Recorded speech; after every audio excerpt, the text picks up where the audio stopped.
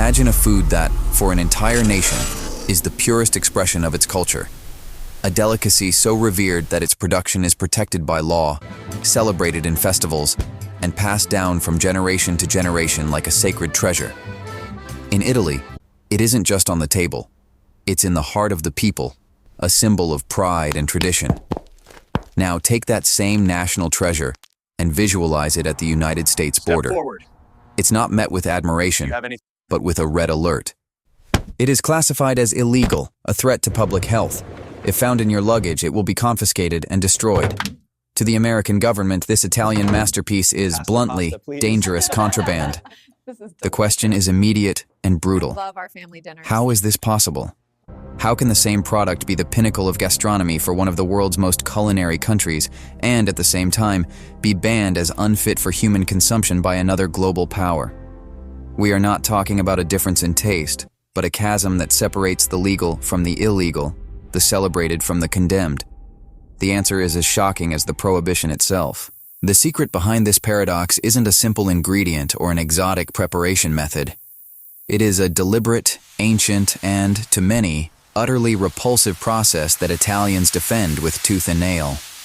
Brace yourself, because what makes this food a legend in Italy is exactly what turns it into a sanitary nightmare in the US, and the truth is stranger than you can imagine. The name of this food is as direct as its process, Casu Marzu. Translated from the Sardinian dialect, an Italian island in the heart of the Mediterranean, it simply means rotten cheese. And no, that is not a metaphor.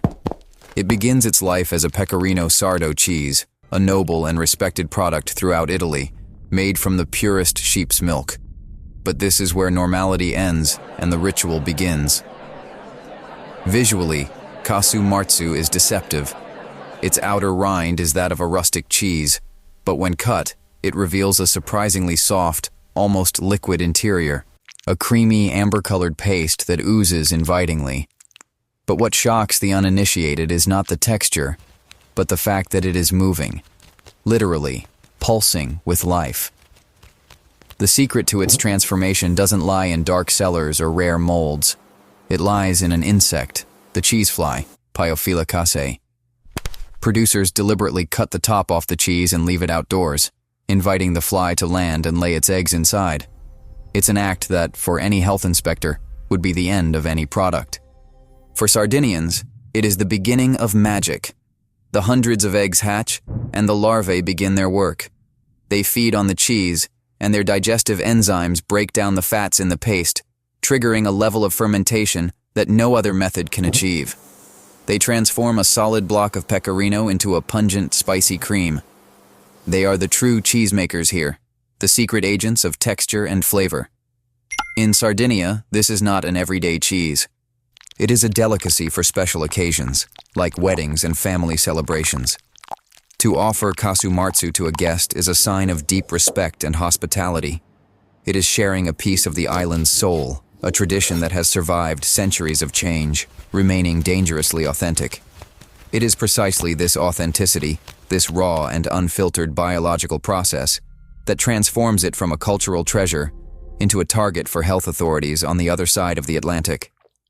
The same larva celebrated in Sardinia as the source of the cheese's life is seen by American law as a deadly contaminant, and the fortress that protects it in Italy becomes the reason for its condemnation in the US. On the other side of the world, the agency that decides what can and cannot enter your plate is the FDA, the Food and Drug Administration. And for the FDA, the discussion about Casu Marzu is swift and brutal. There is no room for cultural nuances or ancient traditions. The law is cold, scientific, and absolute. The cheese is, without a doubt, illegal. The primary reason is as visible as it is shocking: the presence of live insect larvae. American law is explicit. The Code of Federal Regulations, Title 21, prohibits the commercialization of any food that consists in whole or in part of any filthy, putrid, or decomposed substance, or is otherwise unfit for food. A cheese deliberately infested with maggots fits this definition perfectly, but the ban goes beyond mere disgust. There is a documented medical risk called intestinal myiasis. The larvae of the cheese fly are extremely resistant to human stomach acids. If ingested alive, they can survive the journey, reach the intestine, and attempt to burrow into the intestinal walls, causing microperforations. The symptoms are anything but pleasant. Myiasis can lead to severe nausea, vomiting, acute abdominal pain, and bloody diarrhea. Although cases are rare and proponents of the cheese claim that chewing the larvae well eliminates the risk, for a government agency, the mere potential to cause such harm is reason enough for a total and unrestricted ban. For American regulators, the picture is clear. It is a decomposed product, infested with insects, that can cause parasitic diseases. There is no reinterpreting this. The science of food safety doesn't care if it's a cultural treasure. A biological hazard is a biological hazard, period. And so, the line is drawn. While in Sardinia, producers judge the quality of the cheese by the liveliness of its larvae, in the US, the mere presence of these same larvae turns it from food into poison. This dichotomy leads us directly into the gastronomic underworld, where prohibition only heightens desire. Every prohibition creates a market, and in the case of Casu Marzu, it has created a fascinating and risky underworld for gourmands in search of the ultimate thrill. Officially, the cheese cannot even be sold openly in the European Union, although the local tradition in Sardinia is widely tolerated. But trying to bring it into the United States is to enter a game of cat and mouse with customs. The smuggling is rustic and daring. The cheese is vacuum sealed to contain the strong smell and the larvae, and hidden at the bottom of suitcases, among clothes and other legal foods. It's a high-stakes gamble. If sniffer dogs or a random inspection find it, the destination is won, the biological waste incinerator. But for those who manage to get it through, the prize is high. On the American black market, a small piece of Casu Marzu can cost hundreds, sometimes thousands of dollars. It's a luxury item for experienced collectors, sold in whispers and discreet transactions between elite chefs and radical food lovers. The aura of danger is part of the appeal. Eating Casu Marzu in the US is not just about the taste, it's about the act of transgression. It's the thrill of tasting something your own government deems too dangerous for you. It's a story to tell, a gastronomic trophy that few can claim. Imagine the scene. A secret dinner in a luxury New York apartment where the main course has been smuggled from a remote Sardinian village. The guests gather not just to eat, but to participate in a forbidden ritual, feeling the adrenaline of breaking the law for a unique sensory experience. However, this quest for a thrill ignores the fundamental cultural clash at the heart of the issue. The black market's fascination focuses on the forbidden, but the real key to understanding Casu Marzu lies not in how it gets to the US, but in how it is consumed in its homeland. And the Sardinian tradition is even more visceral than the smuggling. In Sardinia, eating Casu Marzu is a ritual that involves all the senses. The cheese is traditionally spread on pane carousel, a thin and crispy Sardinian flatbread, like a sheet of paper. The intense creaminess and spicy flavor of the cheese contrast perfectly with the neutrality of the bread, creating a balance that locals have perfected over centuries. But then we come to the inevitable point: the larvae. They are there, white, translucent, and visibly writhing in the creamy paste. Here, tradition divides. Some purists insist that the larvae must be eaten with the cheese, arguing they are an essential part of the texture and flavor. Others, less radical, place the cheese in a sealed paper bag. The larvae, deprived of oxygen, jump out and can be removed. And they do jump. When disturbed, the larvae can launch themselves up to 6 inches, 15 centimeters.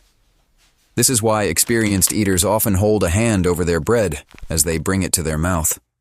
It's a bizarre dance between the gourmet and their food, a direct interaction with the life that is about to be consumed. This is the breaking point for the Western mindset. Our modern food culture has taught us to distance ourselves from the origin of our food.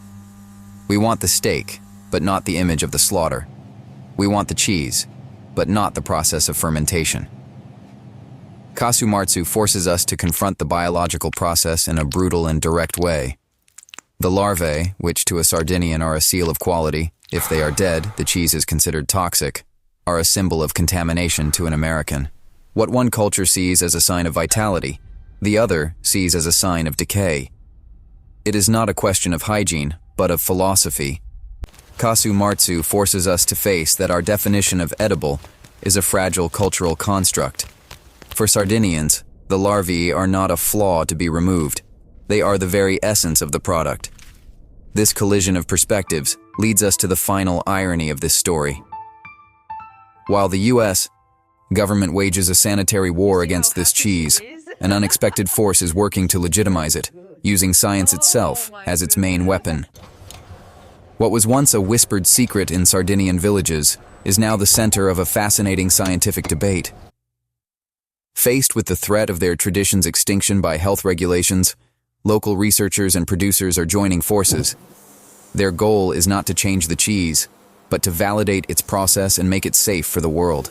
The main innovation is the creation of a controlled environment.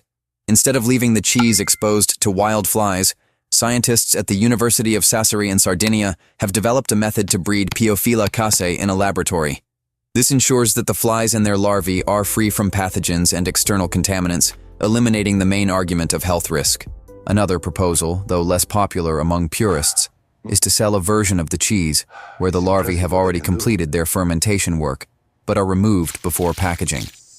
This would create a more palatable product for the international market, though it would sacrifice the live experience that makes it so notorious. These efforts are part of a much larger global conversation about entomophagy, the consumption of insects. With the UN and scientists promoting insects as a sustainable protein source, Western aversion is slowly being challenged. Casu Marzu, in this context, shifts from a disgusting anomaly to an extreme, yet relevant example of how different cultures incorporate insects into their diet. The big question remains: can science truly build a bridge over this cultural abyss? Could we, one day, find an FDA-approved Casu Marzu on the shelves of a New York delicatessen? Perhaps not in its traditional form, but the battle to legitimize it is already changing how we think about food, safety, and tradition. The fight for Casu Marzu is more than a legal battle. It is the front line of a cultural war, and, as we will see in the conclusion, this small, maggot-infested cheese has the power to force us to ask a very uncomfortable question about what is, at this very moment, inside our own refrigerators. Casu Marzu is, at its core, a paradox.